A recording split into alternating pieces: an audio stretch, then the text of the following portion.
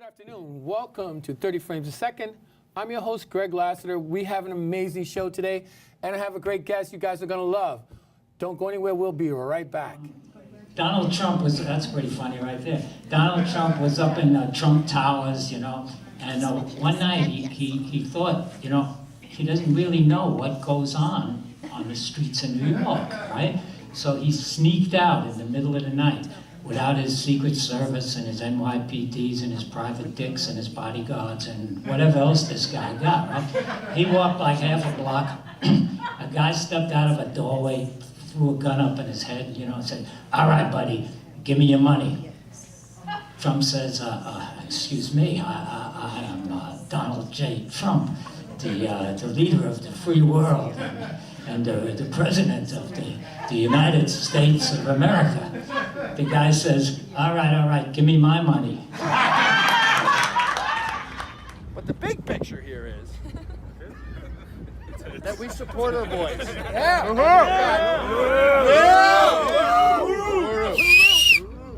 We got Tommy Trigger, who was facing serious jail time after getting attacked by Antifa, and he pulled out a knife and cut them to shreds because they mauled him at a show.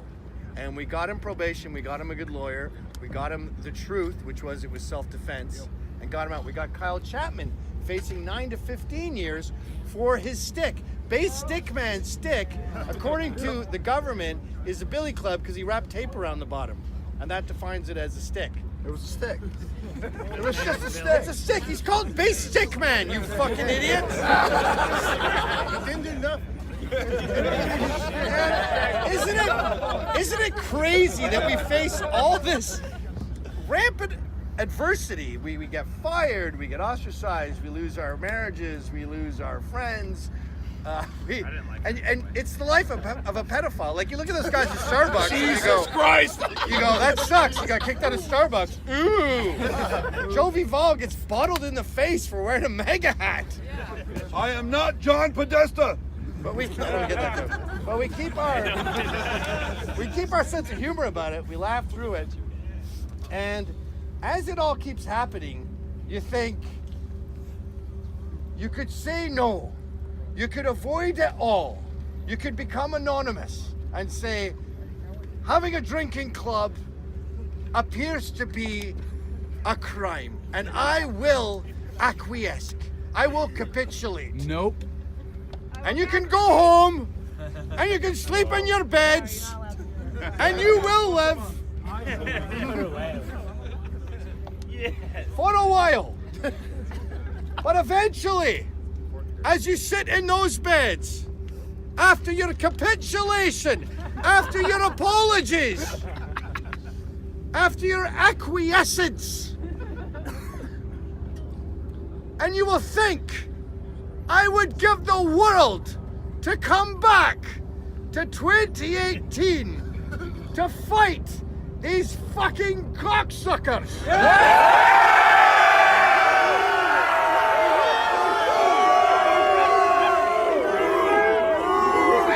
These social justice warriors. These liberals. How much would you give to come back to this day and unanonymously say, I am a proud Western chauvinist who refuses to apologize for creating the modern world? Come on! You ready? Come on! Oh, yo! Oh my God. Oh my God. No. Oh my God.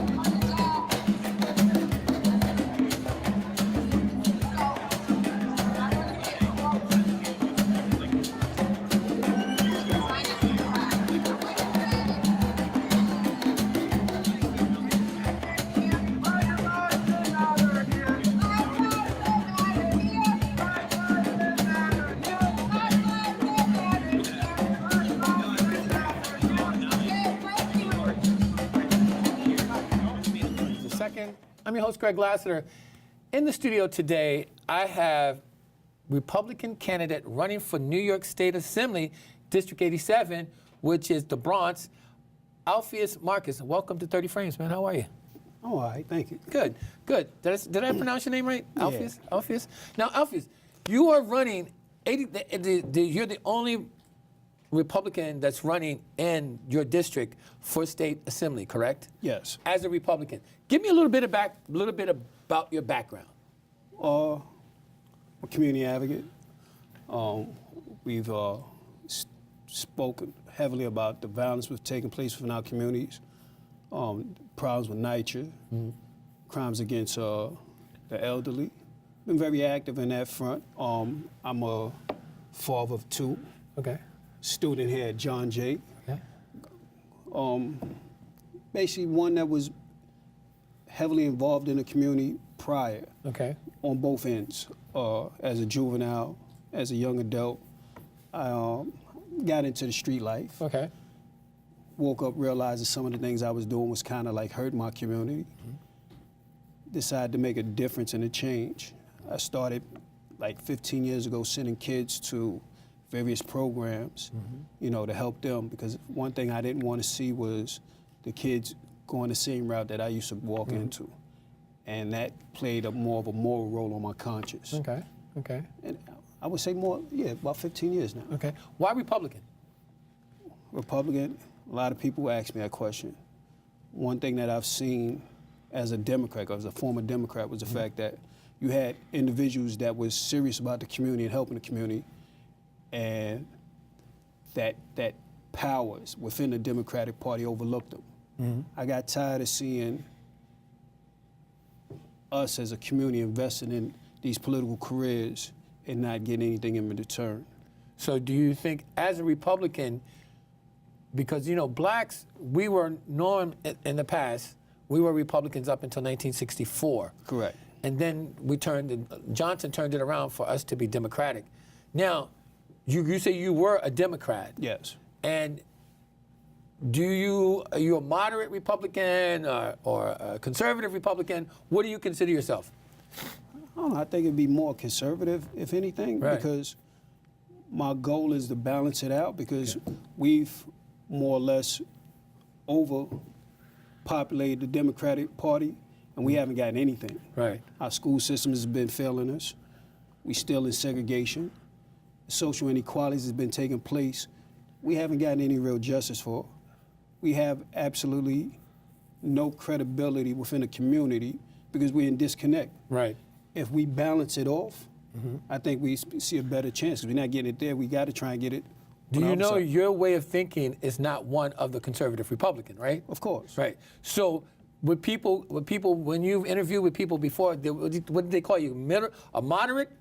Not conservative, because your views are being conservative. If you know conservative Republicans, they could care less about the community, I would think. Well, I would like to say conservative, but it'd be, when I look at it more, Moderate? It might be moderate. Now, being a Republican, registered Republican that you are, and running on a Republican ticket, especially in a district, the Bronx, correct? Correct. Which is a very, very heavy Democratic Burrow, are you? Do you subscribe to our current president and his beliefs, or are you a follower or supporter of Donald Trump? What's taking place in the White House, I look at as more of one of the biggest reality shows going on. When you look at the White House itself and what it represents, how can I say, some of this rhetoric I don't really support. Right. Some of the things he say, when you look at the narrative of what's being said, when you do further research, you see that some of the things he says is kind of correct. Okay. When you speak about the policies on immigration, I think the United States under Title 8 only allows something like 671,000 people in. So that means that anybody coming after those numbers is illegal. The Senate and the Congress, our legislators, hasn't done anything to either amend or change those amendments, them laws. Right. He's more or less, in his executive authority, implementing policies that's forcing them to do what it is they're supposed to do. Yeah, but what about when he says, he ran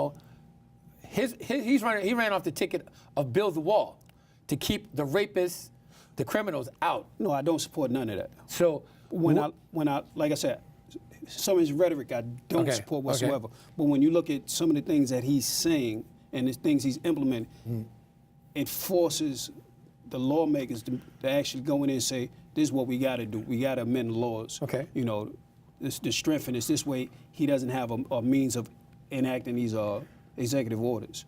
Some of the things he says, like I said, you look at not on the surface level that's being propagated, but you look at the more definition of it, the definitive aspects of it, and you see the law. Right. And once you get to understanding the law aspects of it, you can see that what he's saying, he's basically forcing some of our legislators to go in there and say, this is what we got to change. This way we can't allow him to do this here. in 17 months, do you think he's done anything for the United States?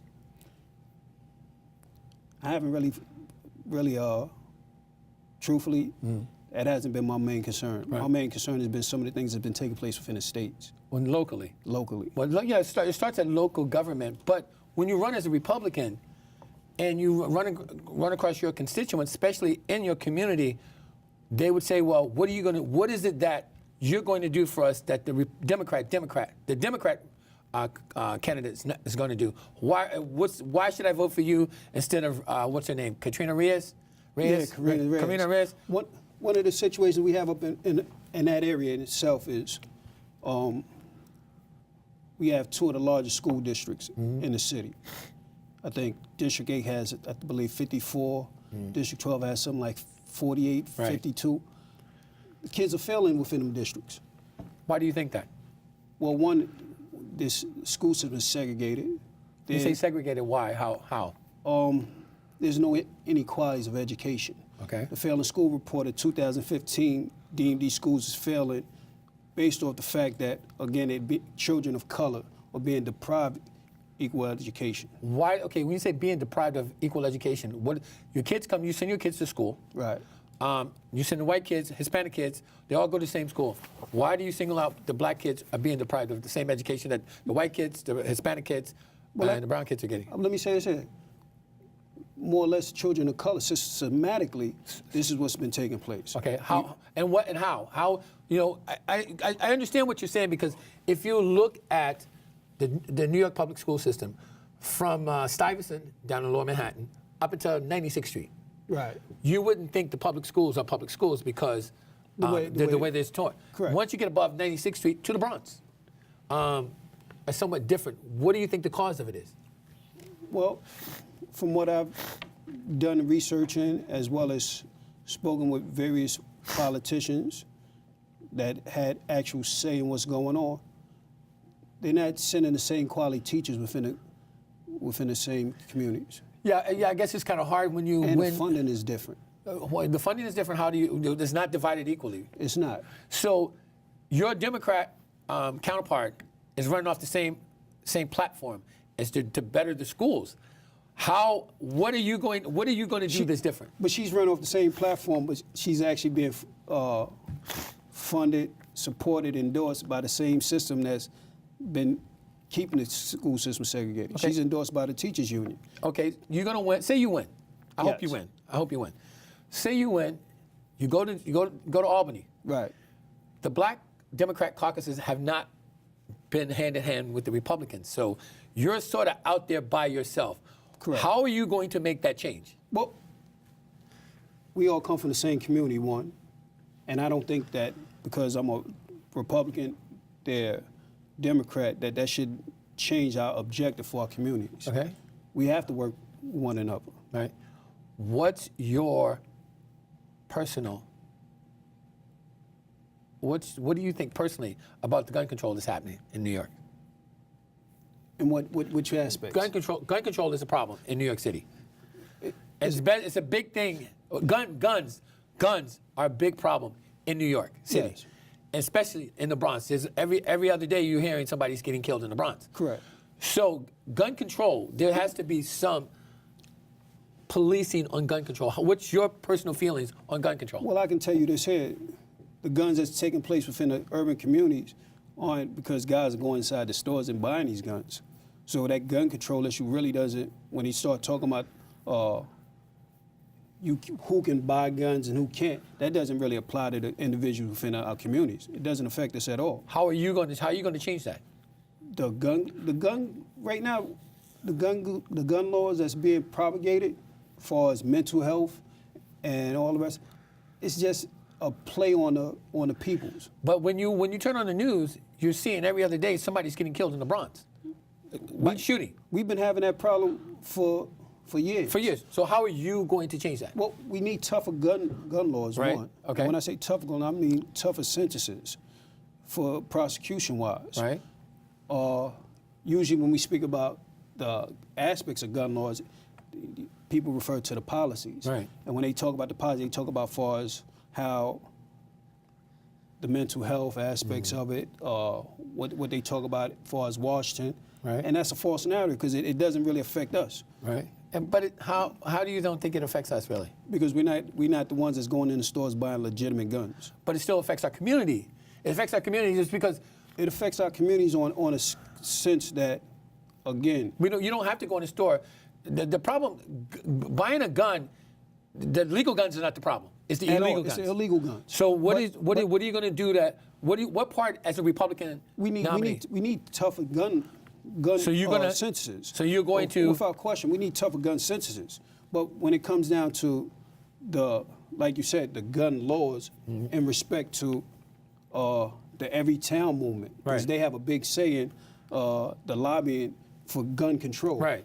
Their gun control version is not the same as the gun control that takes place within our community, and this is what I want to speak on. Okay. Because we always get this question, you know, what do you feel about the gun reform? What do you feel about how, you know, you go in there if you got mental health issues, should you be able to buy a gun? Nobody can predetermine who has a mental health issue. So that's why I said on that note there, that's more of a facade, a pacification for people. When you come to the real issue, right? The real issue is they want to control the fact because it's taking place in their communities. Right. Within our communities, we've always had that problem with gun issues. Now, my question is, you personally, are you pro-gun? Pro-gun, pro-Second Amendment?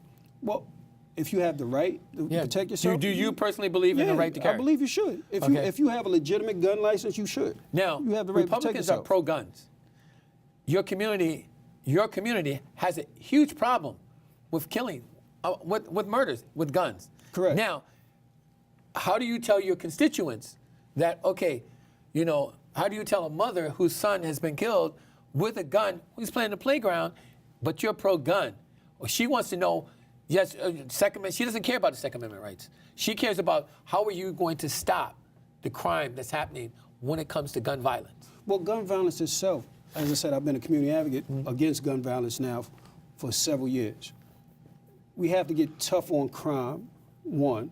We have to more or less take the street, the narrative that what takes place in the street, the mindset. Because a lot of these kids, they look at the fact that, one, they're nothing but what it is perpetuated continuously. Okay. They see their community, they become a part of the community, they don't see anything past that. Right. So they become that. Okay. If we exchange that with something tangible to replace the drugs, the crimes, What are you proposing? bringing back vocational trade schools. Okay. Because since that's been taken out of our systems, these kids within the community have nothing to look for. Okay. When you ask the average kid what kind of job you would want to do, Mm-hmm. a lot of them will tell you, "Oh, I take a porter job, or I take a construction job," but they haven't been given the tools to apply those. Right. That's been taken out of the school system for monetary reasons. Right. And that's all because back, historically wise, when whites was walking away from the industrial Right. jobs. Now, you're in New York, you're in Albany, and the bill comes up, passing the gun control bill. How are you going to vote? Depends on what's in that bill. You know how the Republicans think, But depends on what's in that bill. but you know how the Republicans think. But Republicans, as we know it, Let me- are pro-guns, Let me say this here.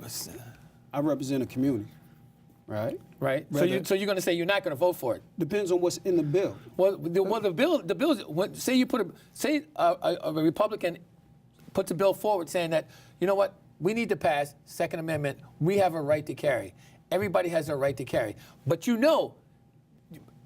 illegal guns are a problem in your community. Are you going to vote on that bill as a? Well, if you have a right to carry, you can't change that. That's actual fact. That's in the but Constitution. it's a problem though. It's a problem. Guns are a problem. Period in your community.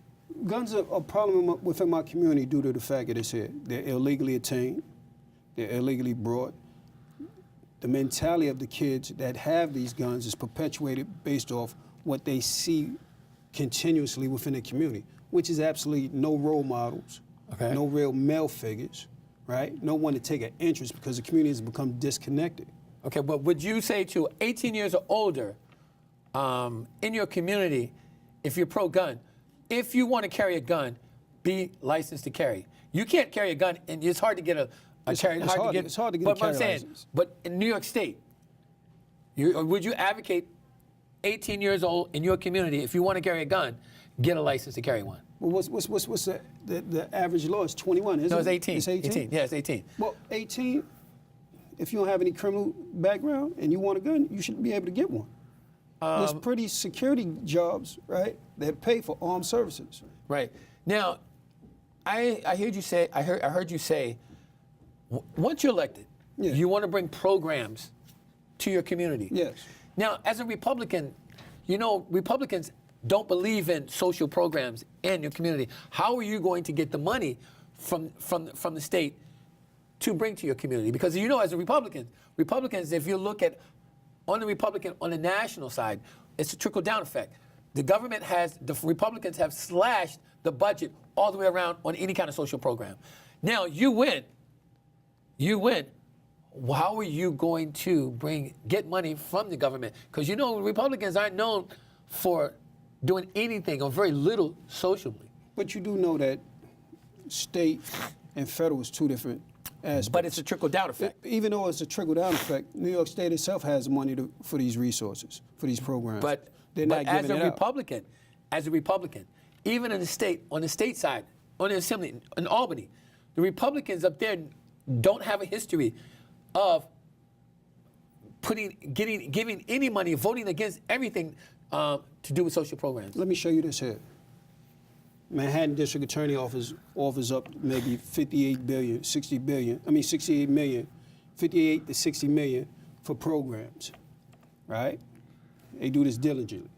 The Bronx District Attorney Office has no resources, no funding for programs.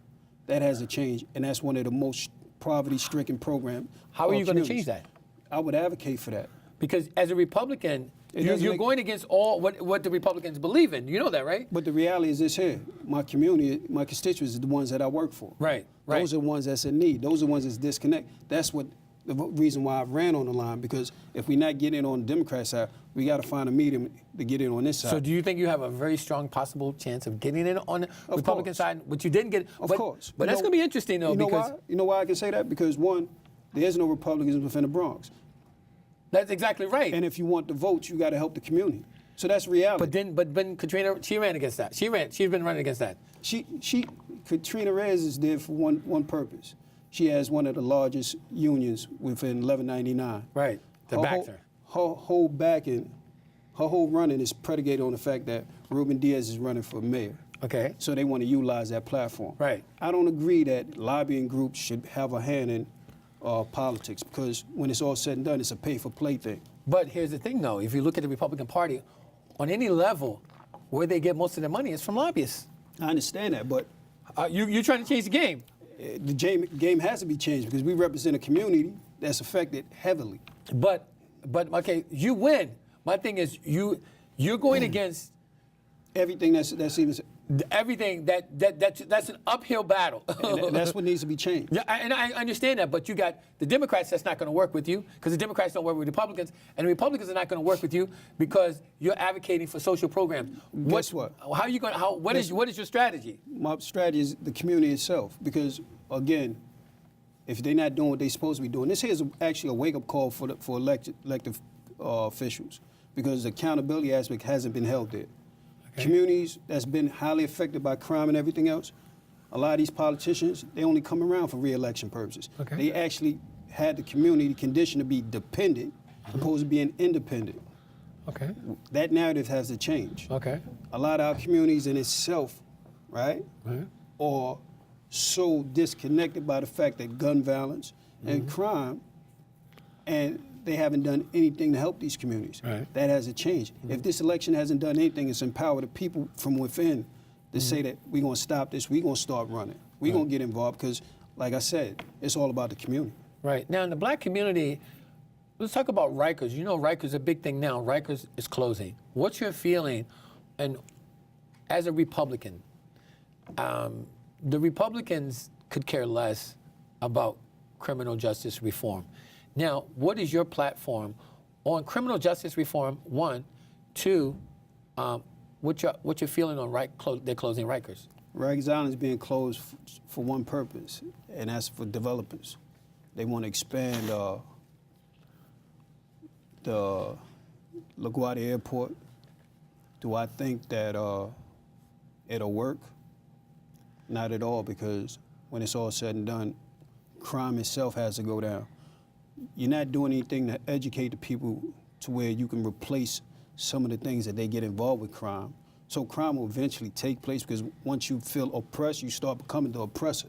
Right. So on that note, it doesn't look good. As far as prison reform, I think strongly that some things need to be changed, because not all people, when they go through the system, they continue that same pattern.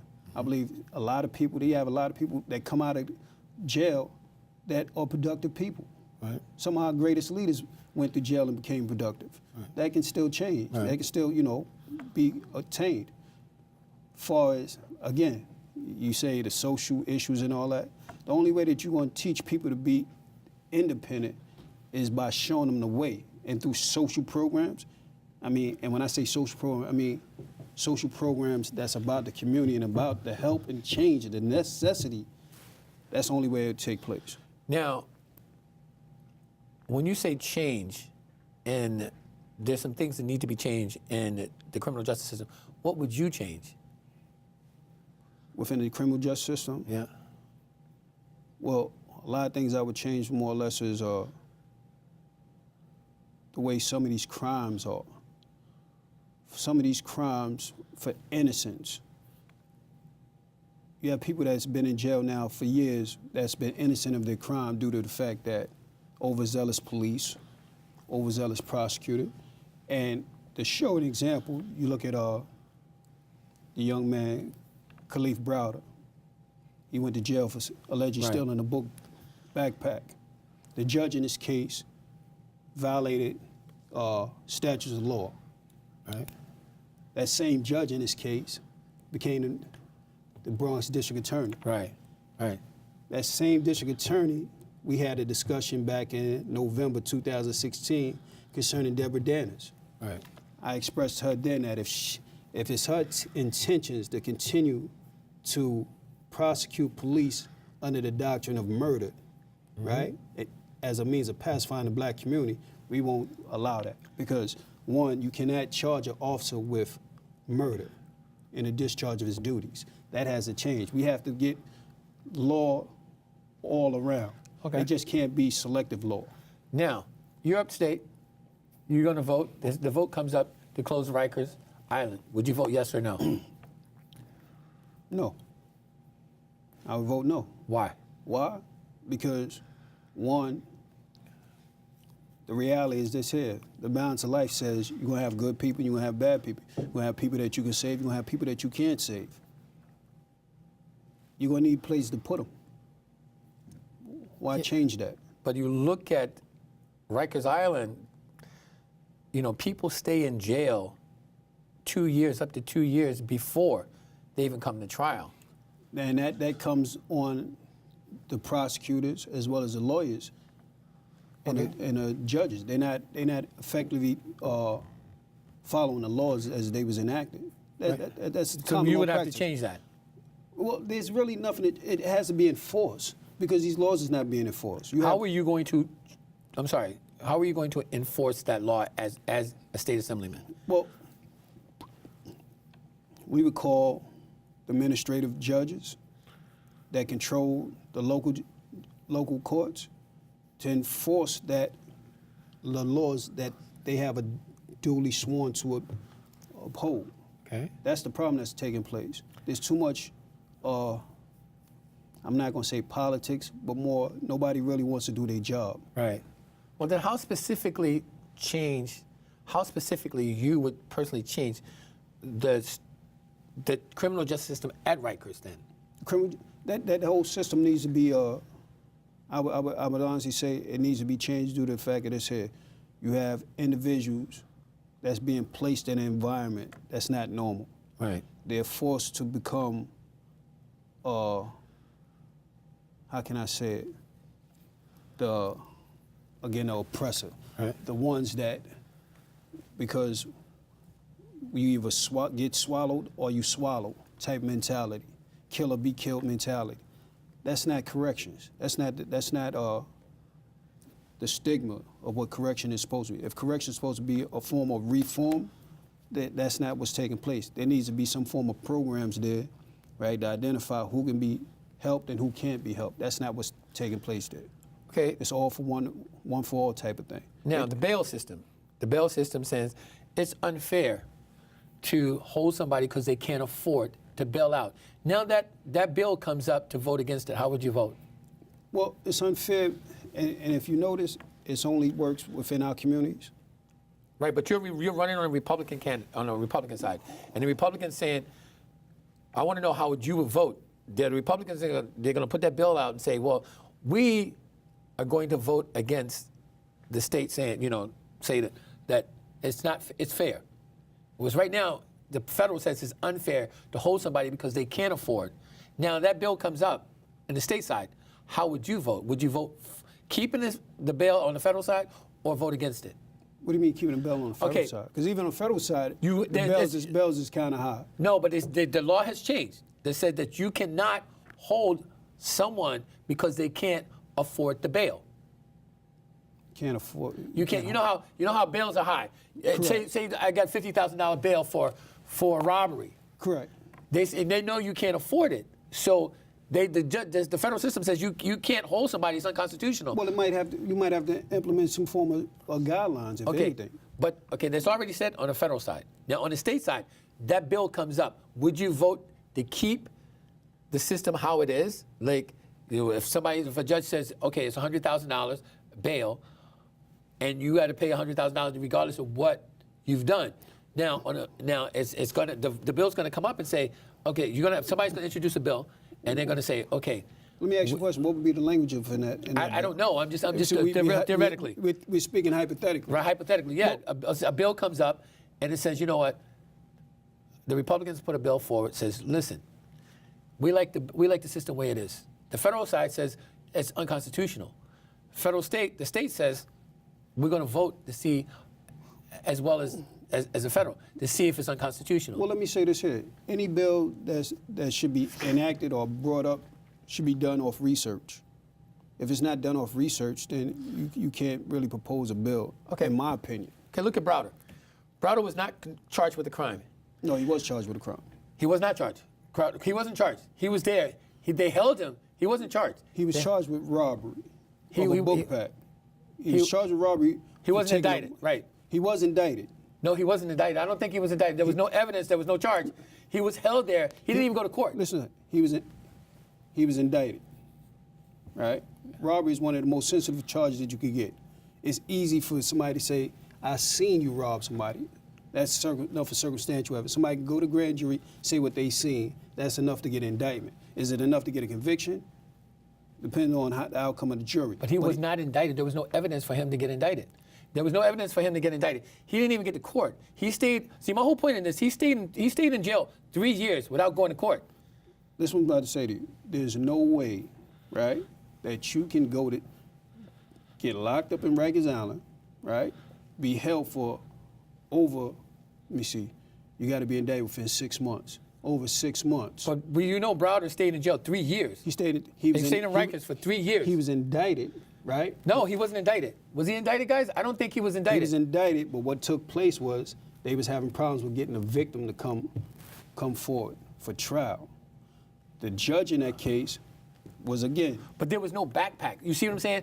Okay. The evidence is something different. Okay. He was indicted, but he was held where the law says that if you don't go to trial within 90 days, Okay. you got to release him. Now, my question to you, the whole point of this question was not whether it was Browder was guilty or not guilty, is that he stayed in jail 3 years because his mom couldn't raise $1,000 for his bail. See, the government's trying to change that just because somebody like this kid, Correct.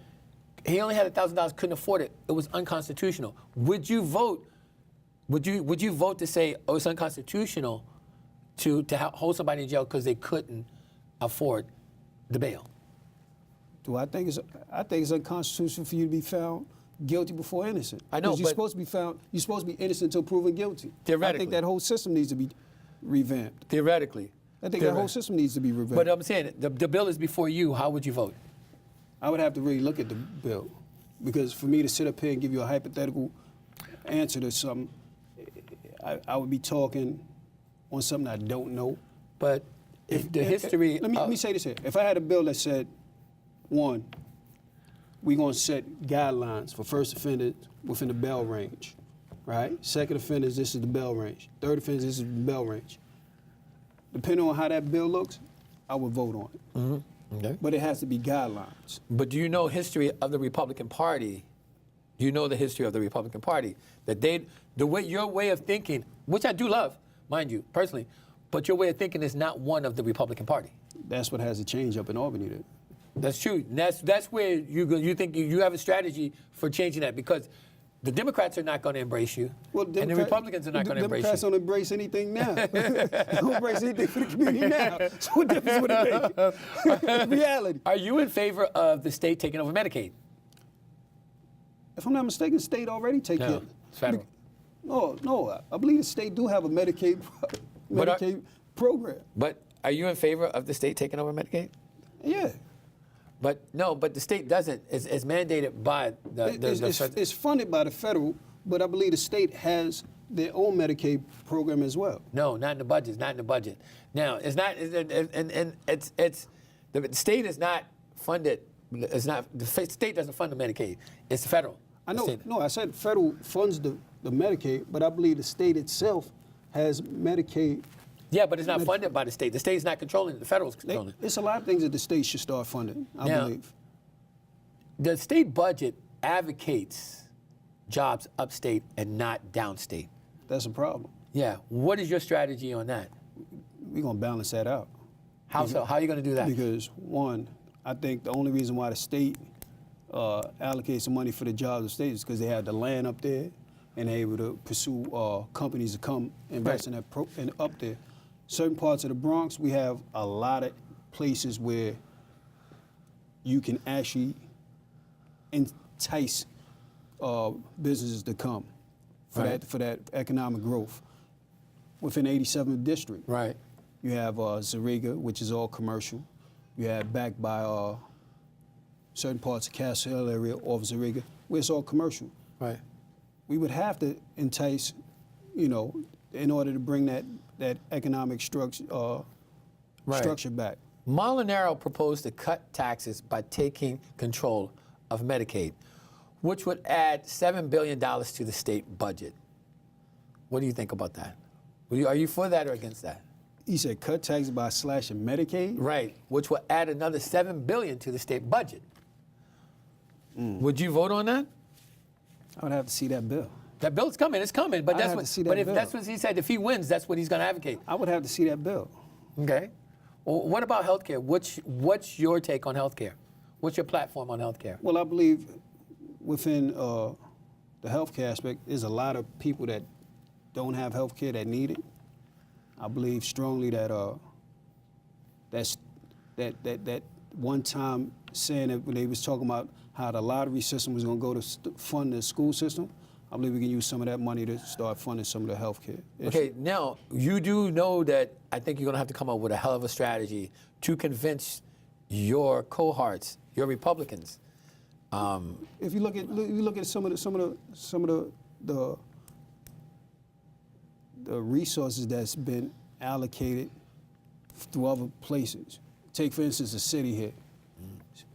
City council, they wind up getting money where they raise city council's salaries. Right. Unheard of, $150,000. You got people that was once senators that was making 80-something thousand. Right. Running for city councilman because the money. Right. Because they wasn't doing nothing in Senate and Assembly. Right. Right. They coming for the money. I think that needs to change. Molinaro, again, running, he wants to cut estate taxes and property taxes. What's your feeling on that?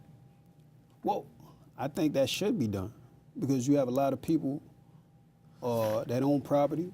Take, for instance, Westchester County. Certain parts of Westchester County, Orange County, you paying close to $20,000 a year. That should be slashed.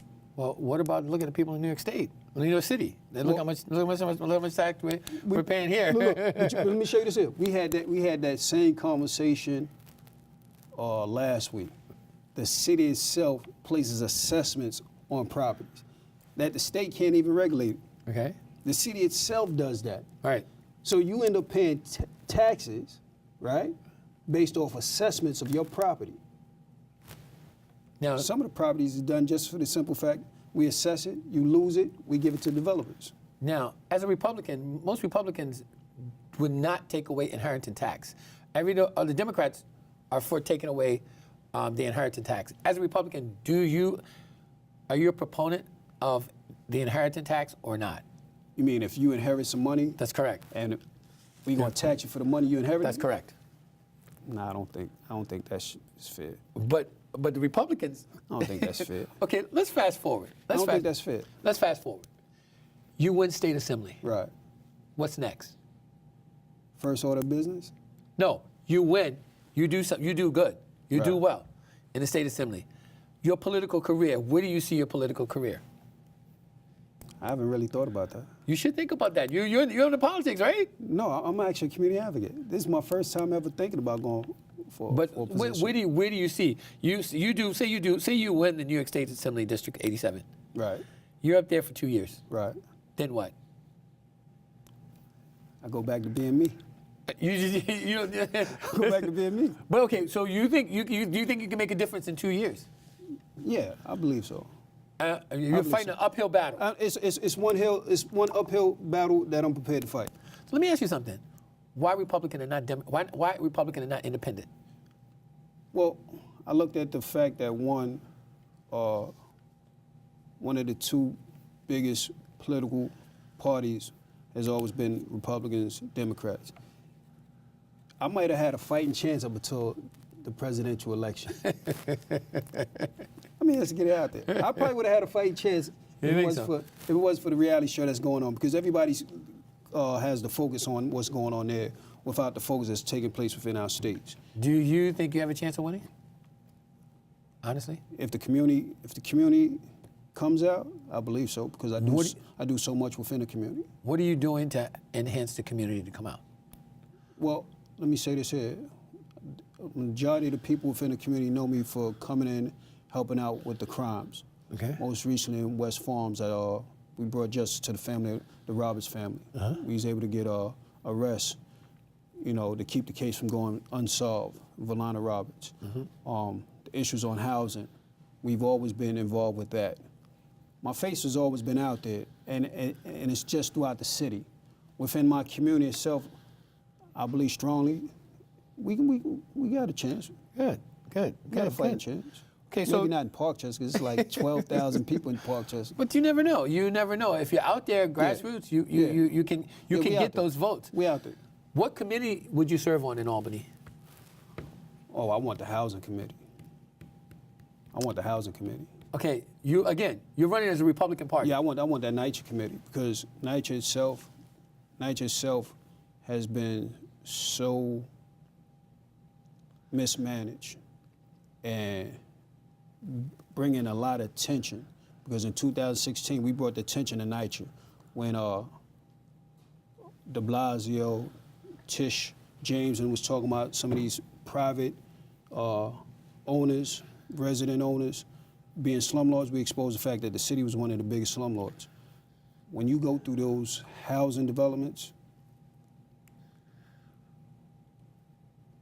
it can literally make the hardest person like have some feelings. The way them people are living in housing, it's unheard of. Now, what do you tell your constituent? You want to be on the NYCHA committee, the housing committee. What do you tell your constituent when they go back and look that your Republican counterpart, your Republican partner, Donald Trump, cut $16 billion out of HUD? Now, cutting $16 billion out of HUD, that means there's not going to be a lot of Section 8. There's not going to be a lot of, do you know how to trickle effect? You know, everybody housing is either, it's welfare or. Well, let me say this here too. Majority of some of the NYCHA developments now have been in foreclosure. Banks own some of these developments. The city has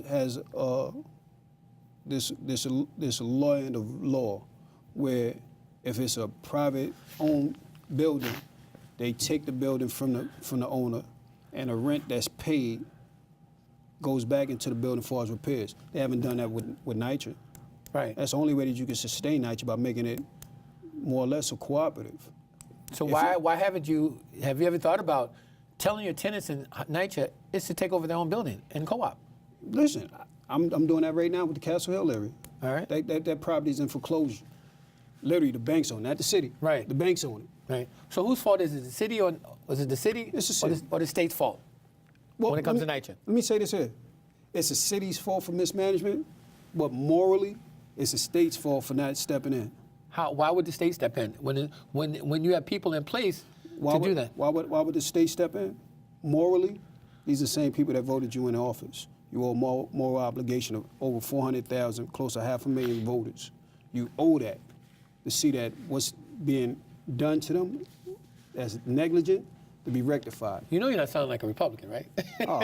I'm sounding like a community advocate. I told you that. But you're running as a Republican. I told you that. I told you. But you need the votes, and you're running on the Republican side. I'm speaking truth to power. Okay. You know, Okay. because some of our communities itself, you know, the reality, what affects one affects the other, whether, despite the political party lines. It still affects, you know, especially within the 87 Assembly District. Right. That area is so divided, it's unheard of. Why is it divided? Why do you feel it's divided?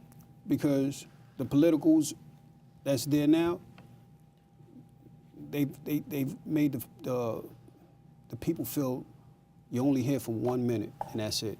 When I first got into community advocacy, right, I started off with Advocates Without Borders, Tony Herbert. I used to say, listen, we have to do more to help these people. We just can't do the story, right? Hit the story, get the justice, and then leave. Right. These people see us on TV. They want our help. We have to come back, and we have to help these communities and build leadership, because that's the only way that we really going to change the game. So let me ask you this. You're running for state assembly, which you say you can make a difference up there, upstate. Correct. Now, a constituent said what you just said. You do it, and didn't leave. You're pretty much going to do the same. You say you're there for 2 years. What are you going to do? What then? You can't go back to. It's hard to go back from state assembly, the state side, because you can do more in the state than you can do locally. Then you can do the city. Correct. So, like I said, you know, the goal, like I said, is more or less. This campaign is empowering others to take that same step. all right. Because I'm placing something there that's tangible for them. People that don't feel that they can do it, now they see it can be done. Okay. You know, when you see somebody such as myself coming from the background that I had, and they see the accomplishments that I made, you can do it too. That's the whole agenda. What's your opinion on ex-felons now voting? They The serve right to vote. If they serve their time, they should have a right to vote. Now, you know, the Republican Party, they don't believe that. Hey, listen, you tell that what's the guy Grimm? Right. That was a congressman that was convicted, and then he ran back on the ticket even though he lost. No, you're right. So If you you're can run- for that. If you can run, you can vote. Right. So if you served your time. You serve your time. So you sound like you want to do something for your district, for the people in your district. And you could do it on a grand scale in the state. You can't see past state assembly, personally. At this moment, nah. But you know, every you have to start. You once I know you're saying you get that craving and all that. I can't say right now that I would want to make another move, maybe the Senate. I would have to see how it goes. But as of right now, you know, I think this is more of an empowerment, inspiration move for me, you know, to empower others to do. Right. You know, one of the things that I tell people is this here. My goal before I leave Earth is to touch as many people as I can.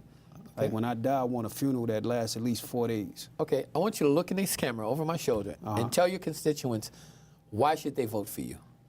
They should vote for me because as a community advocate, Right here. right there, right? Right here. Yeah. Right Yeah. here. As a community advocate, I'll fight for them. I will continue to fight for them.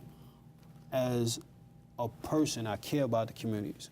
One of the things that I strongly believe is the upliftment, the empowerment of the community for the community. That's one of the strong points that I have. I will not forget the community. I haven't forgotten them now. I just want to be their voice and continue to be their voice. But you know you have to change the advocate to state assembly, state assemblyman. Yeah. That's important. Yeah. State assemblyman. Yeah. That sounds noble. Yeah. That sounds noble. Now, what are the two first immigration issues you're going to deal with if you want state? Well, I'm going to be honest with you. I would literally put together a bill, right, if possible, to where those as immigrants, right, if they want to work within the state, to somehow make it where they can pay their state taxes without having fair federal taxes coming in and snatching them up. Because, you know, reality, they here. Right. What we gonna do? They here. Right. Let's do something for them. Right. Because if we do something for them and they show that they're about the community, they're about, you know, making a better life for them, who are we to interfere with that? Do you support the means to citizenship? Yeah. How would you do that? Now, somebody's been here for past their visa, okay? You know, people come here Yeah, I past their know visa. a okay? lot of people that's been in past their visas, and What- they've been productive. Right. What would you propose a bill? Would you give up a bill of you give them a pass if you do this and that? Would you propose that bill? Yeah, but you do know that some of the visa issues come on a federal level. So I would have to talk with guys like Chuck Schumer and, you know, and state representatives for the federal level to try you and know- convince them to do. And you know, know? see, that's where don't you think you're going to have a huge problem? New York State is definitely a Democrat state, Yeah. without a doubt. Now, a black man running on a Republican ticket, who is a moderate, I implore you. I told you it's a hot seat. I told you it's a hot seat. Okay, as ICE funding issue of the state or the federal. ICE is a federal issue. Okay, Federal issue. but as New York, you got some towns in New York. Are you a proponent of ICE coming in? Say people go to court for traffic violation. Let me tell you something. I strongly believe, right, and a lot of people might get upset about this, but if you came here for a reason. I've been to the Dominican Republic on vacation. Right. I've seen how some of them towns look. I used to get upset with celebrities for investing in some of these countries. Right. That changed my whole perspective of why people do the things they do. I see why people escape some of their conditions. Right. If we can find a way to help them, especially if they're doing law-abiding work, they should be helped. No one should be left out if they're here to make improvements in their life. Do you think immigrants take jobs from Americans? Let me say this here. At one point in time, America thought blacks were taking jobs from Americans. But blacks built America. We built Americans, and we still third-class citizens. Okay. How would everybody get in touch with you to help you in your campaign? Because we're running out of time. You can look right in the camera and tell us. Alpheaus Marcus for the 87th Assembly District. No, Alpheaus Marcus for the 87th Assembly at gmail.com. Okay, and one more Alpheaus time. Marcus on Facebook. Alpheaus Marcus for Assembly, that's FOR Assembly at gmail.com. Great. Well, I wish you luck. Oh, man, Wait, I'm gonna follow you. No, you'll be okay. I think you'll be okay. I think your head is on straight. I think you should think further down the line because you're making a difference by even running, and I appreciate that.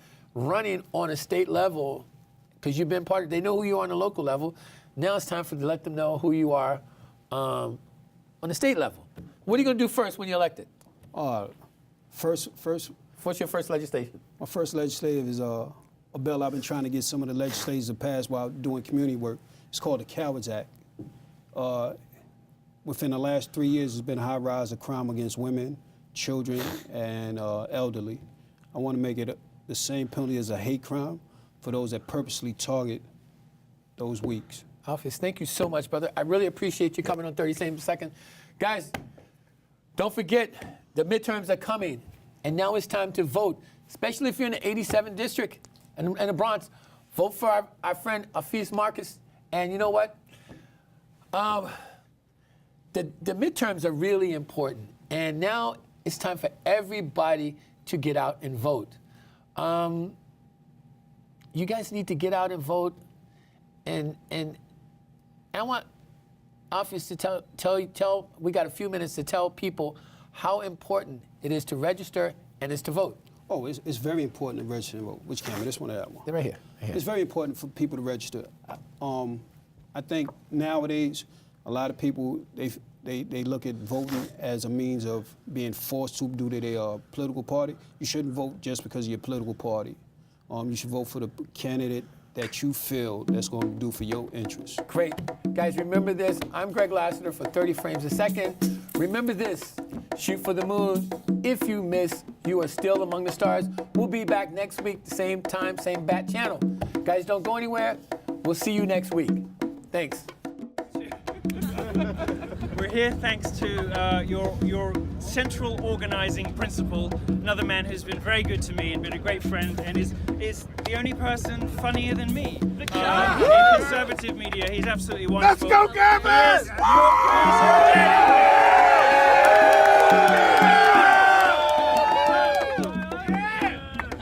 Proud of your fucking boy!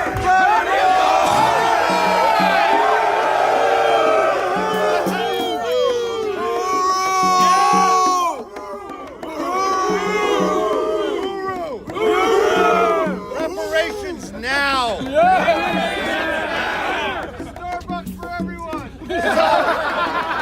We're going to Rikers Island yesterday, and a Proud Boy hooked us up with a woman whose tits are bigger than this boat. And as we're driving there, which took for fucking ever, I'm thinking, how do we meet Clark Camp, who's serving 3 months at Rikers for having a handgun? Which is perfectly reasonable. Who doesn't have a handgun? I've got one on me right now.